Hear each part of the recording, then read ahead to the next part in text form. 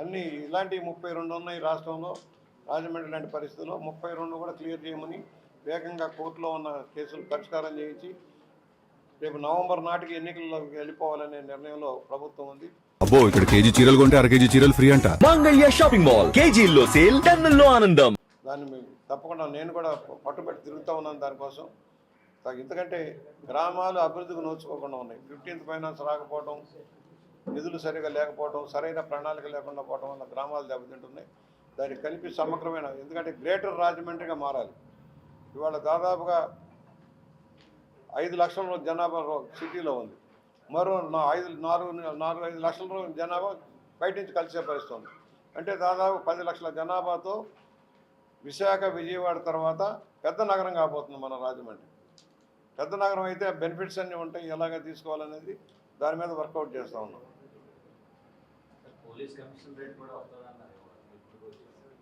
Already జిల్లా head quarters SP గారు ఉన్నారు. చూద్దాం, అవసరం బట్టి పుష్కరాల నాటికి ఏది అవసరమో అది తీసుకుందాం. పుష్కరాల నాటికి ఎందుకంటే ఇంకా 2 పోలీస్ స్టేషన్లు కట్టాల్సింది ఉంది. ఒకటి క్వారీ సెంటర్లో ఒక పోలీస్ స్టేషన్ రావాల్సిన అవసరం ఉంది. మరొకటి ఈ పక్క కూడా రావాలి. ఇవాళ ప్రకాష్ నగర్ పోలీస్ స్టేషన్ కూడా కొత్త బిల్డింగ్ కట్టాల్సిన అవసరం ఉంది. దాన్ని కూడా భవనం తీసుకొని స్థలం ఎప్పటి నుంచో చెబుతున్నాం, బిల్డింగ్లు కట్టండి. ఆ ప్రకాష్ నగర్ ఏరియా కూడా పోలీస్ స్టేషన్ కొన్ని ఇబ్బందులు ఉన్నాయని చెప్పాం. 1-2 పోలీస్ స్టేషన్లు కొత్తవి కూడా శాంక్షన్ చేయాల్సిన అవసరం ఉంది.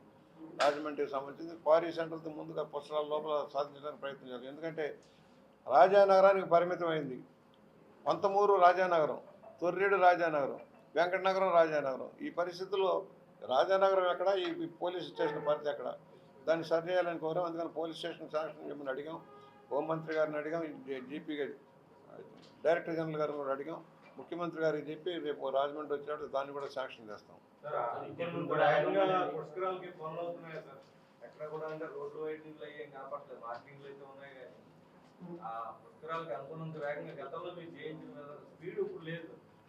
ఏం ప్రాబ్లం లేదు. ఒకటి ఎండోమెంట్స్ కార్యక్రమాలు మొదలైపోయినాయి. దేవాదాయ ధర్మశాఖ వేగంగానే వెళ్తూ ఉంది, ముందుకు అవుతున్నాయి. మళ్ళీ కొత్త శాంక్షన్ కూడా ఇవ్వబోతున్నారు.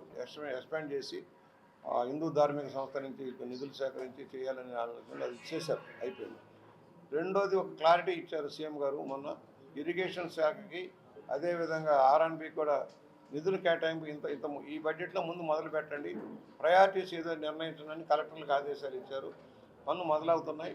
కార్పొరేషన్ కూడా ఈర్మార్క్ 620 కోట్ల రూపాయలతో మున్సిపల్ శాఖ మంత్రి గారు డేటా ఇచ్చెళ్ళారు ఈ రాజమండ్రికి. అలాగే మిగతా మున్సిపాలిటీలు కొవ్వూరు కానీ, నిడదవోలు కానీ, ఈ ప్రాంతపు మున్సిపాలిటీలు కూడా దానికి ప్రాజెక్టు నివేదికలు తయారవుతున్నాయి. దాన్ని మినిస్టర్ గారు మాట్లాడుతూ ఉన్నారు.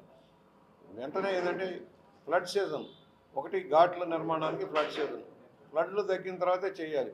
తప్పకుండా చేస్తారు. ఫ్లడ్స్ తగ్గడంతో మొదలెట్టేసి వేగంగా పనులు పూర్తి చేస్తారు. ఒక 3 monthsలో ఘాట్స్ అన్ని నిర్మాణం చేయగల శక్తి ఉందని చెప్పారు.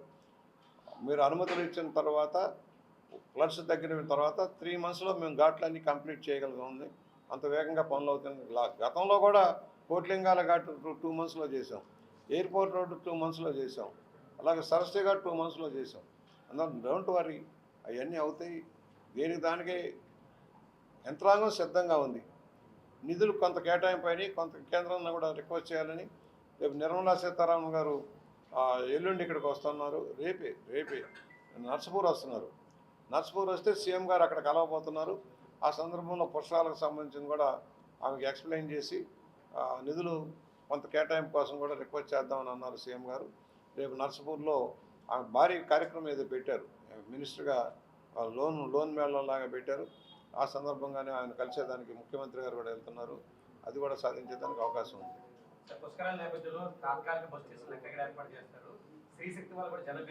ఇవన్నీ ఎస్టిమేట్ చేస్తున్నారు ఎక్కడికక్కడే స్థలాలు. మా దాకా వచ్చాక నేను కొన్ని సజెషన్లు ఇస్తాను. నా దాకా వచ్చినప్పుడు ఉన్న అనుభవంతో నేను కొన్ని సలహాలు ఇస్తాను. కామ్గా ఇస్తున్నాం, ఇలా చూసుకోండి అని చెప్తున్నాం. ఒకటి క్రికెట్ స్టేడియం ఒకటి భారీగా రావాల్సిన అవసరం ఉంది. నేను 1 week నుంచి దాదాపుగా దాని మీద దృష్టి పెట్టి వర్కౌట్ చేస్తున్నాం. స్థలం ఇస్తే స్టేడియం కట్టడానికి క్రికెట్ అసోసియేషన్ వాళ్ళు సిద్ధంగా ఉన్నారు.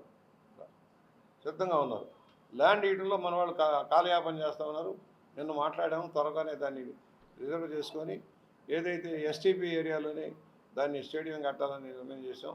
ఇవాళ లారీ స్టాండ్ అవన్నీ కూడా పక్కకు తప్పించాల్సిన అవసరం వస్తుంది అక్కడ. ఎందుకంటే ప్రధానమైనది స్టేడియం. అక్కడ ఆల్రెడీ ఎస్టీపీ రోడ్డు ఉంది, కొత్తగా వెంకటేశ్వర మార్కెట్ నుంచి వెళ్ళి రోడ్లు కలుస్తున్నాయి. అలాగే మాస్టర్ ప్లాన్ రోడ్లు 2 రోడ్లు వస్తున్నాయి, అక్కడ కాలువగట్టు రోడ్లు రాబోతున్నాయి. అన్ని దృష్టిలో పెట్టుకొని స్టేడియానికి అనుకూలంగా ఉందని నిర్ణయం చేసి చెప్పాము. బహుశా స్కెచ్ వస్తుంది ఇవాళ రేపట్లో, వస్తే దాని మీద తీర్మానం గవర్నమెంట్కి పంపించి గవర్నమెంట్ నుంచి ట్రాన్స్ఫర్ ఇస్తాం. గవర్నమెంట్ నుంచి ట్రాన్స్ఫర్ ఇస్తే క్రికెట్ అసోసియేషన్ వాళ్ళు వర్క్ బిగిన్ చేస్తారు. వాళ్ళ దగ్గర నిధులు కొరత లేదు. రాజమండ్రి లాంటి సెంటర్కి క్రికెట్ స్టేడియం లేకపోవటం బాధాకరం. ఇది ఇండోర్ స్టేడియం, ఎంపీ గారి కృషి వల్ల ఇండోర్ స్టేడియం వచ్చినా కూడా ఇప్పుడు ఉన్న వాటిని వాడుకోవటమే కాకుండా ఒక నేషనల్ స్థాయిలో ఆడేదానికి కూడా క్రికెట్ స్టేడియం అవసరం అవుతుంది. అది 12 ఎకరాలు ఉందని చెప్పారు. అది ఎంత ఉంటుందో ఒకసారి చూసుకొని, మాకు 9 నుంచి 10 ఎకరాలు ఉంటే స్టేడియం సరిపోతుంది అన్నారు వాళ్ళు. ఆ లైన్లో కూడా వర్కౌట్ చేస్తాం.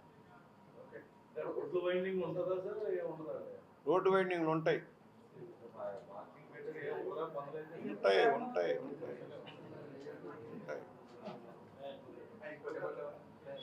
తగిన సమయంలో మీరు ఆతృత పడక్కర్లేదు, ఆందోళన చెందక్కర్లా. తగిన సమయంలో నేను దిగుతా రంగంలోకి, అధికారులను సమాయత్తం చేయిస్తాను. నేను ఒక ఎమ్మెల్యేగా, ఒక ప్రజాప్రతినిధిగా నా బాధ్యత ఉన్న అనుభవం, 44 ఏళ్ల అనుభవం, నగరం మీద ఉన్న అవగాహన, నగర పరిసరాల్లో ఉన్న అవగాహన, ఎలా చేయాలో, ఎలా చేయించాలో, తగిన ప్లేస్లో తగిన వాళ్ళని ఎలా ఉంచాలో నిర్ణయం చేయించి నా పని నేను చేస్తా. ఈ పుష్కరాన్ని ఇది ఆఖరి పుష్కరం కదా.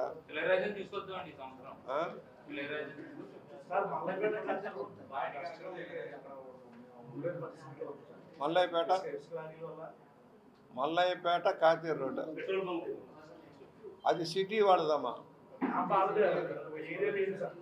ఏరియా అక్కడి నుంచి నాది. నేను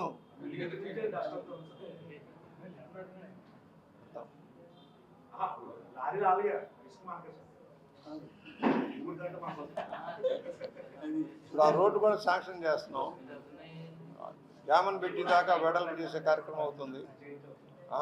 పేపర్ మిల్ దగ్గర నుంచి జామన్ పెట్టి దాకా అవసరమైతే 2-3 చోట్ల చెట్లు మార్పిడి చేయాల్సిన అవసరం ఉంటుంది. ఒకటి రాజీవ్ కాలేజీ దగ్గర ఒక చెట్టు ఉంది, దాని ఆసరాగా ఆక్రమణలు ఉన్నాయి. అలాగా డీలక్స్ సెంటర్ మన శ్యామలా టాకీస్ దగ్గర ఒక చెట్టు, ఈ సోపాలు తొలగించాల్సిన అవసరం ఉంటుంది. అందరి సహకారం తీసుకొని అడ్డంగా రోడ్డు జంక్షన్లో ఇబ్బంది ఉన్న ఆక్రమణలన్నీ తీస్తాం. రెండోది, చెట్లు అవసరమైన చోట మార్పు చేయించి మరో చోట పాతించేలాగా చిన్న చెట్లు పెట్టేసి ముందు ట్రాఫిక్ ఇబ్బంది లేకుండా చేస్తాం. స్తూపాలు ఏ పార్టీ అయినా, నేను గతంలో నా స్తూపాలు తీయించాను, తెలుగుదేశం జెండాలు తీయించాను, రామారావు విగ్రహాలు మార్పించాం. అందరికీ అదే వర్తిస్తుంది. ఇప్పుడు బొమ్మూరులో రామారావు విగ్రహం సెంటర్లో ఉండేది, తీసి కార్నర్కి తీసుకెళ్ళిపోయాం. ఆ విగ్రహం రాజకీయాలు చేస్తారు, రాజకీయాలు కాదు. గతంలో పుష్కరాలకి 14 టెంపుల్స్ తీసాం, మర్చిపోకుండా. రాజమండ్రిలో 14 టెంపుల్స్, 2 మసీదులు, ఒక చర్చి కూడా తీసి వాళ్ళకి రిహాబిలేట్ చేసాం.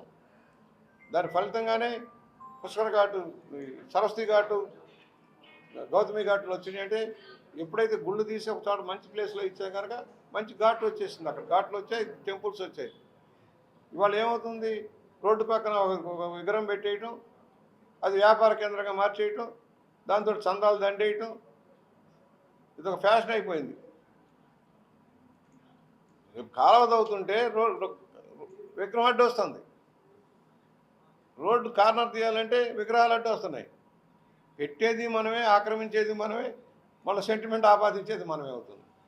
అందుకనే సుప్రీంకోర్టు డైరెక్షన్ ఇచ్చింది, రహదారులకు సంబంధించింది వెరీ క్లియర్గా తీసుకున్నారు. ఏది వచ్చినా సరే మతాలకు సంబంధం లేదు, కులాలకు సంబంధం లేదు, మీరు క్లియర్ చేయమని సుప్రీంకోర్టు ఆర్డర్ ఉంది.